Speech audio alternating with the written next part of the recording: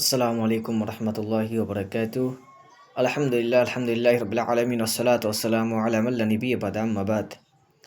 আজ বলবো আল্লাহ রাব্বুল আলামিন সবচেয়ে প্রথম কি সৃষ্টি করেছেন। আমরা জানি না হয়তো আল্লাহ রাব্বুল আলামিন কি সৃষ্টি করেছেন।